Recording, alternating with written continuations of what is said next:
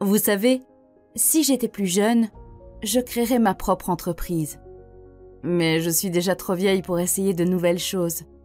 Je ne peux pas réussir dans cette entreprise. Je ne suis pas assez intelligent. Tu sais, j'aimerais bien prendre des cours de boxe, mais ma santé n'est pas toujours bonne. Je ne peux pas obtenir ce travail. Il me faut un diplôme et je n'en ai pas. J'ai toujours voulu créer mon activité secondaire, mais malheureusement, je n'ai pas le temps. Bien sûr, ils l'ont choisi lui au lieu de moi. C'était l'enfant le plus intelligent de notre école. Vous savez, j'ai étudié dans un petit village et l'éducation était terriblement mauvaise là-bas. C'est pourquoi je n'ai pas pu avoir une bonne éducation. Ces déclarations vous sont-elles familières? Je suis sûre que vous les avez souvent entendues. Ce sont les excuses que nous nous racontons pour nous convaincre que nous ne faisons pas certaines choses ou pour justifier nos échecs. Nous nous racontons ces excuses pour ne pas nous sentir mal. L'excuse est une maladie et dans cette vidéo, je vais vous expliquer comment vous pouvez la guérir. En outre, je vous parlerai de plusieurs leçons sur la peur, la confiance en soi, la façon de voir grand et la façon de penser de manière créative. Toutes ces leçons sont tirées d'un livre intitulé « La magie de voir grand » de David Schwartz. Commençons par une excuse. Je suis née dans un petit village et j'y ai vécu jusqu'à l'âge de 18 ans. Lorsque j'étais au lycée, nous avions un voisin d'âge moyen qui parlait constamment de ses années d'université et du fait qu'il était le meilleur de sa faculté. Il expliquait combien il était difficile d'étudier à l'époque soviétique et comment il avait passé ses années d'études sans recevoir de soutien financier de sa famille. Il a également parlé avec beaucoup de fierté de ses amis qui occupaient maintenant des postes élevés à Moscou. Un jour, j'ai demandé à cet homme comment il avait pu se retrouver dans un village à un poste aussi mal payé alors qu'il avait si bien réussi à l'université. Il est resté silencieux pendant quelques secondes, puis a répondu que son rêve était d'aller à Moscou, mais qu'il s'était marié et avait eu des enfants, ce qui explique qu'il n'ait pas pu réussir comme ses amis. Il a simplement dit qu'il n'avait pas réussi à cause de sa femme et de ses enfants. À l'époque, il me semblait que cet homme avait sacrifié sa carrière pour sa famille, mais après avoir lu le livre « La magie de voir grand », j'ai compris que cet homme utilisait simplement sa famille comme excuse pour son échec dans la vie. L'auteur dit que plus une personne réussit, moins elle trouve d'excuses.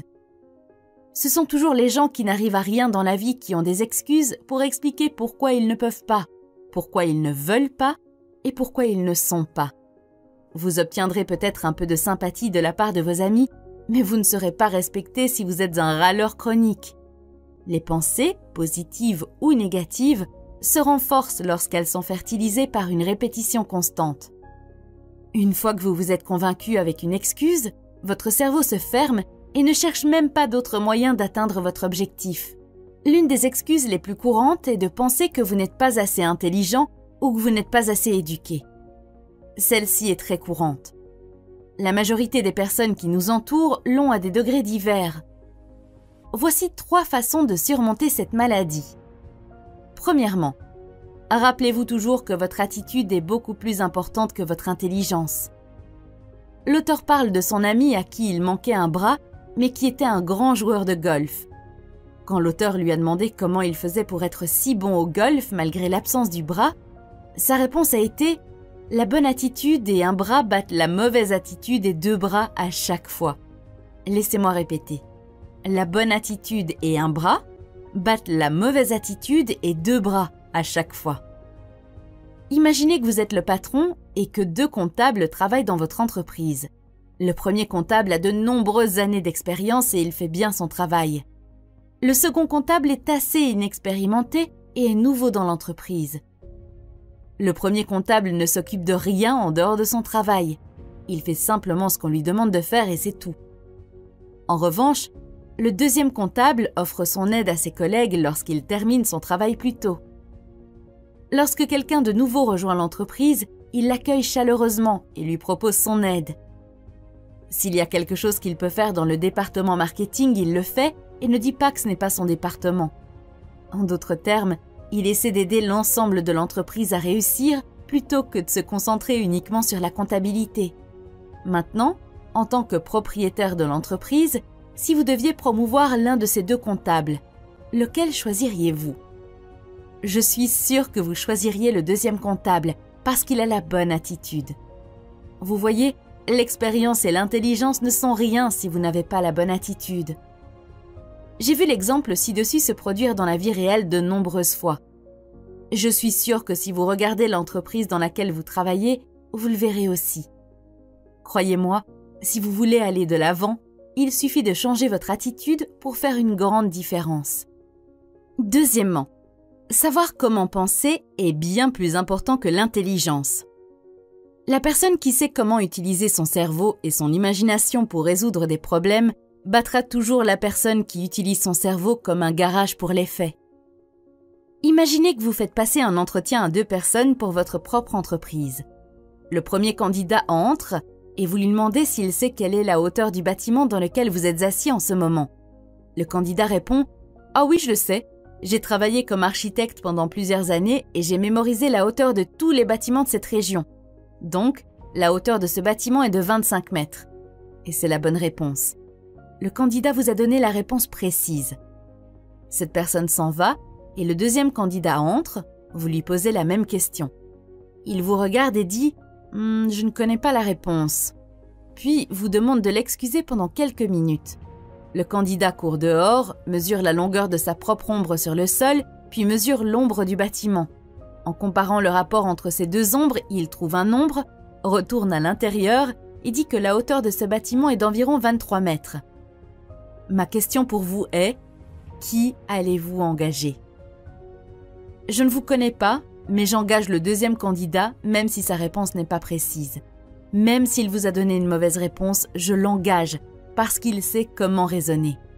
Il sait comment utiliser son cerveau. Aujourd'hui, plus que jamais, nous avons besoin de personnes qui savent réfléchir. À l'école, nous apprenons à résoudre des problèmes à choix multiples. Mais les problèmes de la vie réelle ne sont pas à choix multiples. Les options ne sont pas définies. Les solutions sont quelque part dans la nature et elles nécessitent de sortir des sentiers battus. Nous sommes tellement habitués aux problèmes à choix multiples que même lorsque vous demandez à votre ami dans quel restaurant il veut aller pour le lancement, il vous regarde et vous dit « Quelles sont mes options ?» Au lieu de réfléchir et de trouver une solution, il veut des options pour pouvoir choisir. N'oubliez donc pas que la capacité à réfléchir est bien plus importante que la capacité à mémoriser des faits.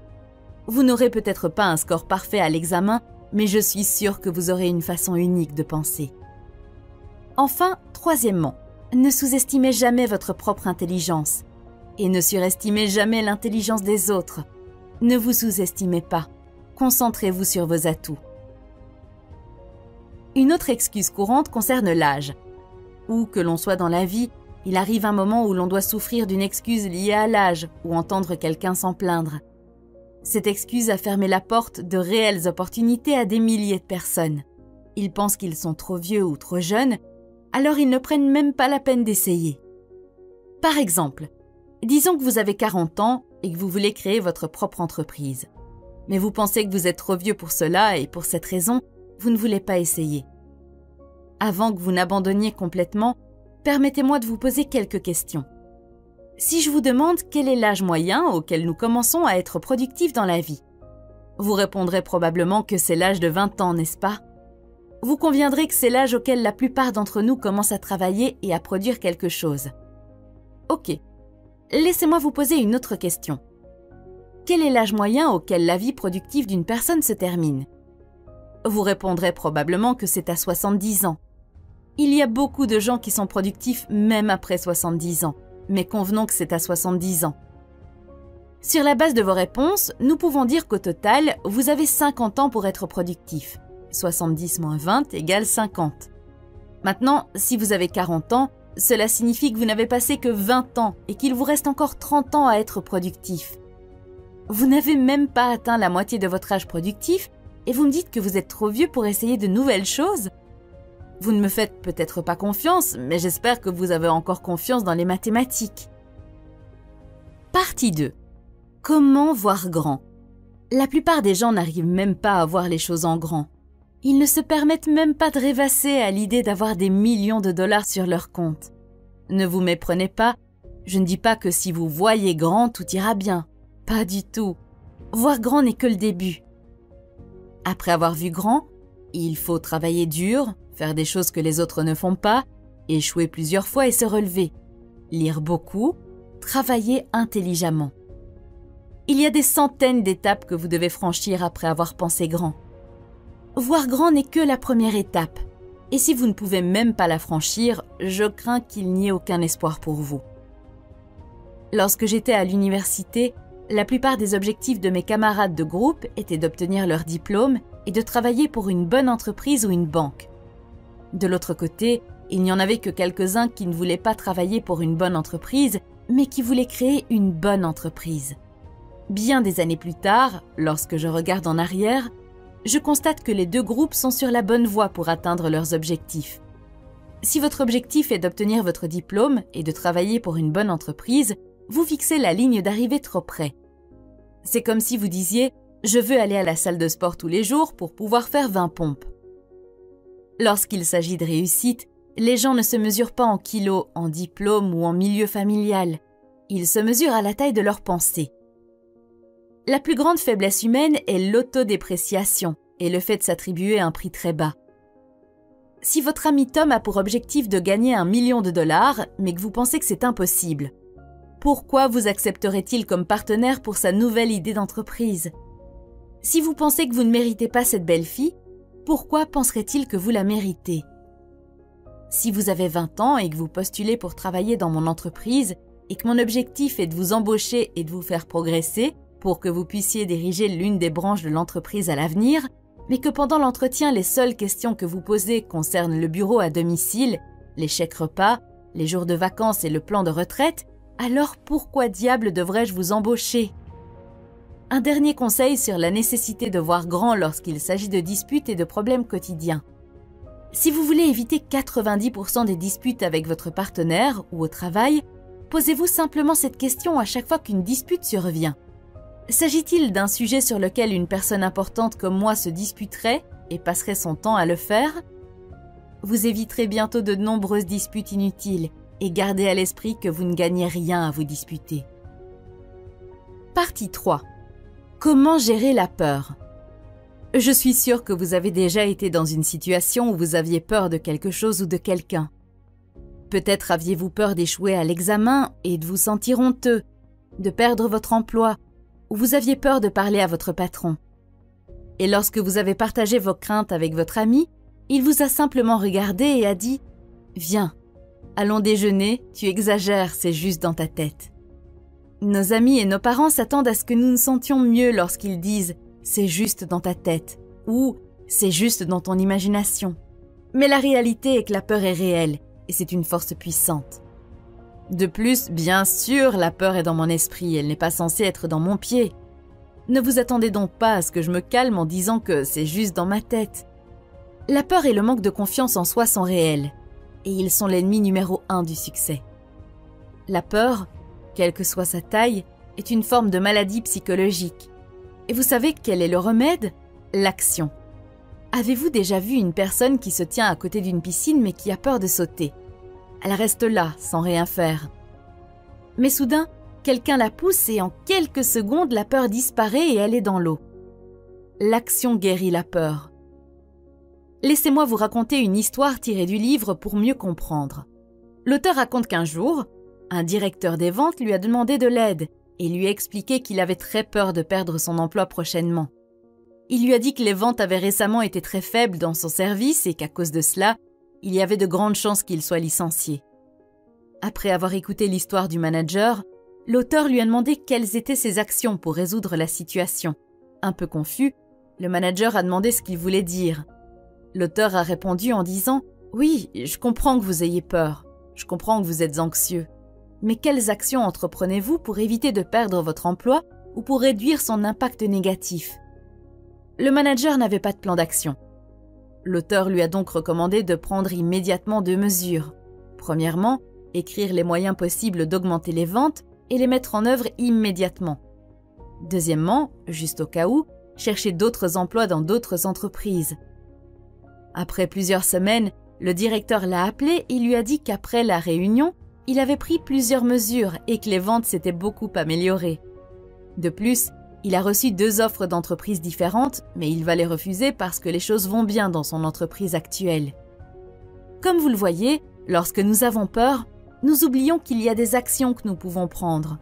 Nous devenons paralysés et nous attendons que le pire se produise, ou nous espérons simplement le meilleur. Voici un petit exercice pour la peur. Lorsque vous avez peur, vous devez immédiatement la diviser en 2 parties.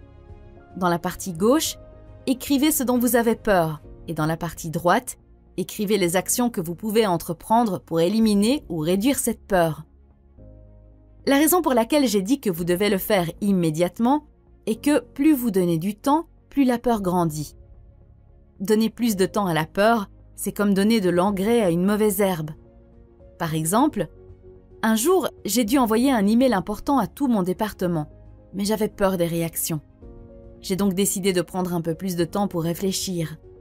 Après quelques jours, je me suis enfin assise pour écrire l'email, mais je n'ai pas pu car ces derniers jours, j'ai passé la plupart du temps à visualiser la mauvaise réaction des gens, l'impact que cela pourrait avoir sur ma relation avec mes collègues, le fait que certaines personnes pourraient commencer à me détester. Ces quelques jours n'ont fait qu'empirer la situation. La vérité est que personne ne fait quoi que ce soit de valable sans recevoir de critiques. Alors, agissez rapidement et soyez décisif. L'hésitation ne fait qu'amplifier la peur. Parlons maintenant de la peur des autres et de la manière d'être sûr de soi lorsqu'on communique avec eux. Il y a plusieurs années, je travaillais dans une entreprise et il y avait un directeur avec qui je coopérais dans de nombreux domaines. Ce directeur était un homme très respecté, bien informé et à l'air sérieux. Chaque fois que je lui parlais, je me sentais nerveuse. Quand il était dans la pièce, je faisais doublement attention à moi pour ne pas dire quelque chose de stupide. Chaque réunion et chaque discussion avec lui était un test de stress pour mon corps et mon esprit. Un jour, j'étais dans un cours de boxe et pour une raison quelconque, l'entraîneur ne pouvait pas être présent. Alors, au lieu de rentrer chez moi, j'ai dit à tout le monde que je pouvais diriger l'entraînement s'ils voulaient rester et s'entraîner ensemble. Tout le monde a accepté. Après quelques minutes, ce manager est entré dans la salle et a dit qu'il voulait aussi commencer la boxe. Je lui ai expliqué la situation et il a accepté de s'entraîner quand même. En raison de mon expérience passée avec lui, j'étais à nouveau nerveuse, mais après 10 minutes d'entraînement, je l'ai regardé et j'ai réalisé à quel point il se débattait. Il frappait comme une fille. Il était complètement essoufflé, il était nerveux et il avait l'air d'avoir honte de ne pas pouvoir s'entraîner aussi bien que les autres. Je l'ai regardé et je me suis dit, il est exactement comme moi. La première fois que je me suis entraînée, j'ai ressenti exactement les mêmes choses que lui maintenant. Il est peut-être un manager de haut niveau, mais au fond, nous sommes tous les deux pareils. Nous avons tous les deux peur, nous luttons tous les deux contre la nouveauté, nous avons tous les deux honte, nous avons tous les deux des problèmes dans nos familles. Après cet événement, je ne me suis plus jamais sentie nerveuse avec lui et grâce à mon comportement détendu, nous nous sommes même rapprochés. Maintenant, chaque fois que je parle à quelqu'un d'important, je l'imagine dans ce cours de boxe. Cela peut paraître étrange, mais cela me rappelle qu'il faut mettre les gens en perspective. Cela me rappelle que nous sommes tous humains. Les gens ne sont pas effrayants tels que nous les voyons. Lorsque vous enlevez tous les titres et les positions, nous sommes tous les mêmes et il n'y a aucune raison d'avoir peur. Peut-être qu'en ce moment, il y a quelqu'un dans votre vie que vous craignez. Imaginez-la dans l'un de vos sports préférés et voyez à quel point elle se battrait si elle était en compétition avec vous.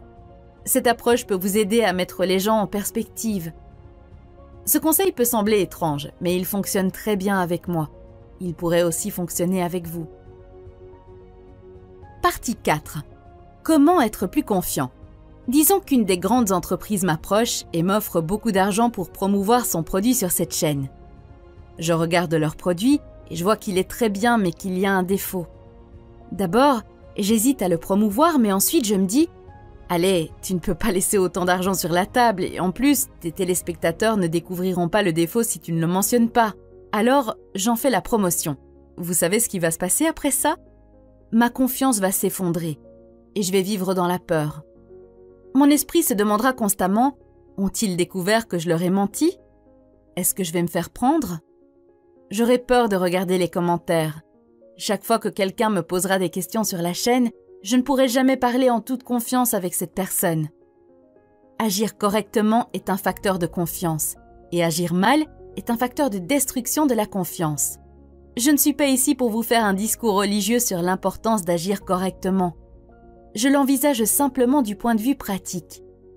Lorsque vous faites quelque chose qui va à l'encontre de votre conscience, vous vous sentez coupable. Vous ne pouvez pas penser correctement parce que votre esprit se demande « Est-ce que je vais me faire prendre ?» Chacun d'entre nous a le désir d'être juste, de penser juste et d'agir juste. Lorsque nous allons à l'encontre de ce désir, nous plaçons un cancer dans notre conscience et ce cancer ronge notre confiance. Un jour, vous voudrez peut-être tellement conclure une vente que vous penserez à tromper délibérément le client pour qu'il achète. Et vous réussirez peut-être, mais voici ce qui se passera. Vous vous demanderez toujours « Le client a-t-il découvert que je lui ai menti ?» La prochaine fois, votre présentation sera inefficace car vous ne pourrez pas vous concentrer. Il y a de fortes chances que vous ne fassiez jamais une deuxième vente à ce client. De nombreux criminels sont capturés non pas parce que des indices les désignent, mais parce qu'ils agissent en coupables. Voici donc une leçon importante sur la confiance en soi qui mérite d'être lue 35 fois. Pour penser avec confiance, agissez avec confiance. Agissez de la manière dont vous voulez vous sentir. Le deuxième facteur de manque de confiance est lié à une mauvaise gestion de la mémoire.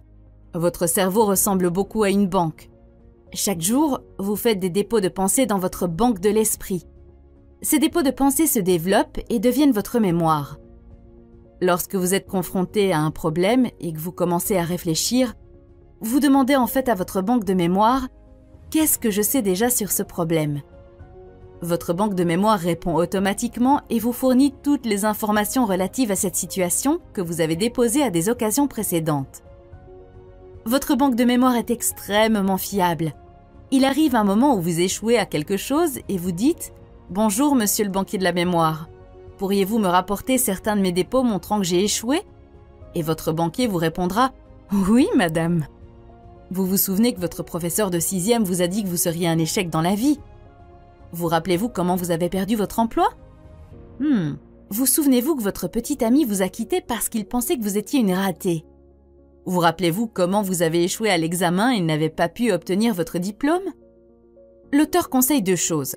Premièrement, ne déposez que des pensées positives dans votre banque de mémoire et refusez d'aller vous coucher en pensant à des pensées négatives. Refusez de penser pendant des heures à un événement négatif. Allez jouer avec les enfants. Faites quelque chose qui vous changera les idées.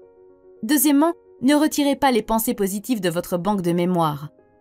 Maintenant, supposons que vous approchiez votre banquier de la mémoire et que vous lui disiez « Pouvez-vous me donner quelques pensées qui me rassureront ?» Et monsieur le banquier vous répondra « Oui, madame » et vous apportera des souvenirs qui prouvent que vous pouvez réussir. Les personnes qui réussissent se spécialisent dans le fait de mettre des pensées positives dans leur banque de mémoire et de n'en tirer que des positives. Les pensées négatives provoquent l'usure de votre moteur mental. Imaginez cela de cette façon. Si vous prenez une poignée de gravier et que vous la mettez dans le réservoir de votre voiture tous les matins avant de partir au travail, quel effet cela aurait-il sur le moteur? Les pensées négatives font la même chose. Lorsque les pensées négatives commencent à prendre le dessus, rappelez-vous simplement où elles vous mèneront. Rappelez-vous que vous avez le choix. Je ne vais pas prétendre que je suis exceptionnellement bonne dans ce domaine. Au contraire, j'ai aussi du mal à le faire. Mais j'essaie de me rappeler que j'ai le choix de la partie de l'histoire que je veux déposer. L'auteur partage plusieurs autres conseils pour accroître la confiance en soi. En voici quelques-uns. Conseil numéro 1. Entraînez-vous à prendre la parole. Je suis sûre que vous avez déjà participé à une réunion ou à une classe où vous vouliez faire un commentaire ou dire quelque chose. Mais vous ne l'avez pas fait. Cela arrive à beaucoup d'entre nous. À ce moment-là, nous nous disons « Si je dis quelque chose, j'aurai probablement l'air idiote, alors je ne vais rien dire. Les autres participants à la réunion en savent probablement plus que moi. Je ne veux pas que les autres sachent à quel point je suis ignorante. » Chaque fois que vous ne parlez pas, vous vous sentez encore plus inférieur. Vous vous promettez de parler la prochaine fois, mais vous ne le ferez probablement pas non plus la prochaine fois. Chaque fois que vous ne parlez pas, vous empoisonnez l'arbre de la confiance. Parlez simplement. Parler est une vitamine qui donne confiance. Faites-vous une règle de prendre la parole à chaque réunion à laquelle vous participez. Ne faites pas d'exception. Commentez, faites une suggestion, Posez une question et ne soyez pas le dernier à parler. Ne craignez pas d'avoir l'air idiot. Vous ne le serez pas. Pour chaque personne qui n'est pas d'accord avec vous, il y a de fortes chances qu'une autre personne le soit. Numéro 2. Entraînez-vous à établir un contact visuel. La façon dont une personne utilise ses yeux nous en dit long sur elle. Instinctivement, vous vous posez des questions sur la personne qui ne vous regarde pas dans les yeux. Qu'est-ce qu'il essaie de cacher? De quoi a-t-il peur? Essaie-t-il de me mettre quelque chose sur le dos? Généralement, le fait de ne pas établir de contact visuel dit l'une des deux choses suivantes. Je me sens faible à côté de toi. Je me sens inférieur à côté de toi. J'ai peur. Ou bien éviter le regard d'une autre personne peut signifier « je me sens coupable ». J'ai fait quelque chose que je ne veux pas que tu saches et j'ai peur que si je laisse mes yeux se poser sur les tiens, tu verras à travers moi. Alors vainquez cette peur en vous obligeant à regarder l'autre personne dans les yeux. Numéro 3. Soyez une personne assise à l'avant. Avez-vous déjà remarqué que dans les réunions au travail ou dans les salles de classe, les sièges arrière se remplissent en premier? La plupart des gens se bousculent pour s'asseoir dans les derniers rangs afin de ne pas être trop visibles. Et la raison pour laquelle ils ont peur d'être visibles est qu'ils manquent de confiance. S'asseoir à l'avant renforce la confiance. Mettez-le en pratique. À partir de maintenant, faites-vous une règle de vous asseoir aussi près que possible du premier rang. Comment penser de manière créative? La pensée créative n'est pas réservée aux artistes, aux musiciens et aux scientifiques. La pensée créative consiste simplement à trouver des moyens nouveaux et améliorés de faire n'importe quoi. Par exemple, un étudiant trouve un moyen de gérer ses cours et de créer en même temps une activité secondaire. Un employé trouve un moyen d'économiser 20 heures par semaine pour son entreprise. Un vendeur trouve un moyen de vendre plus, etc. L'auteur dit que la première étape pour commencer à être créatif dans quelque chose est de croire que c'est possible. Lorsque vous y croyez, votre esprit trouve des moyens de le faire. Lorsque vous croyez qu'une chose est impossible, votre esprit se met au travail pour vous afin de prouver pourquoi elle ne peut pas être réalisée. Mais lorsque vous croyez vraiment que quelque chose peut être fait, votre esprit se met au travail pour vous et vous aide à trouver les moyens de le faire. Les solutions commencent à apparaître dans des moments et des endroits inattendus. La croyance libère les pouvoirs créatifs. L'incrédulité freine les ardeurs. Lorsque vous n'y croyez pas, vous gelez votre cerveau et rien ne pousse sur l'endroit gelé. La personne qui réussit ne se commande pas. Est-ce que je peux le faire? Il sait qu'il le peut. Alors, il formule la question « Comment puis-je le faire ?» Lorsque vous vous demandez « Comment ?», votre pouvoir créatif est activé. Voici un petit exercice. Prenez un petit carnet et chaque jour, avant de commencer à travailler, consacrez 10 minutes à penser « Comment puis-je faire plus de ventes ? Comment puis-je créer de nouvelles affaires ? Comment puis-je étudier plus efficacement ?» Tout ce que vous voulez réaliser. Bientôt, vous commencerez à obtenir des solutions et des idées que vous n'auriez jamais pensé exister auparavant. Lorsque les idées vous viennent, notez-les et chaque lundi ou vendredi, passez-les en revue. La plupart des idées n'auront aucune valeur, mais certaines en auront, et d'autres se connecteront à d'autres idées et deviendront une grande idée. Une autre façon de devenir plus créatif est d'écouter davantage plutôt que de parler. Les entreprises qui réussissent dépensent des millions de dollars pour rechercher et écouter leurs clients qui achèteront le produit. De la même manière, les personnes qui réussissent écouteront davantage. Nous n'apprenons rien en parlant, mais il n'y a pas de limite à ce que nous pouvons apprendre en demandant et en écoutant. Un esprit qui ne se nourrit que de lui-même est rapidement sous-alimenté, et il devient faible et incapable de processus créatifs. La stimulation par les autres est une excellente nourriture pour l'esprit. Le fait de côtoyer régulièrement des personnes extérieures à votre domaine professionnel stimule votre réflexion sur votre travail. Merci beaucoup de passer votre temps précieux sur ma chaîne et de regarder mes vidéos.